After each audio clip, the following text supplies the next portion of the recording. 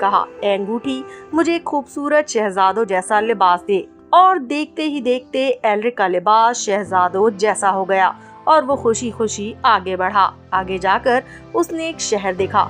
شہر میں اعلان ہو رہا تھا، جو کوئی سمندر کے بیچ میں ایک سونے کا محل سونے کی سیڑھی کے ساتھ ایک ہی رات میں بنا دے گا، اسے آدھی ریاست دی جائے گی اور شہزادی کی شادی بھی اسی سے کی جائے گی، اور اگر نہ بنا سکا تو موت مقدر ہوگی۔ ایلرک فوراً دربار پہنچا اور بولا، میں بنا سکتا ہوں سونے کا محل سمندر میں۔ بادشاہ حیران رہ گیا۔ اس نے ایلرک کو وہ جگہ دکھائی جہاں ان شہزادوں کی کھوپڑیاں لٹک رہی تھی جو اسی شرط میں ناکام ہو کر جان گنوا چکے تھے۔ لیکن ایلرک ڈرا نہیں۔ اس نے کہا، میں ہر حال میں کامیاب ہوں گا۔ بادشاہ نے اسے ایک پہرے میں رکھا تاکہ وہ بھاگ نہ سکے۔ پہرے دار آپس میں کہنے لگے، یہ تو پاگل لگتا ہے، جان بوجھ کر موت کے منہ میں جا رہا ہے۔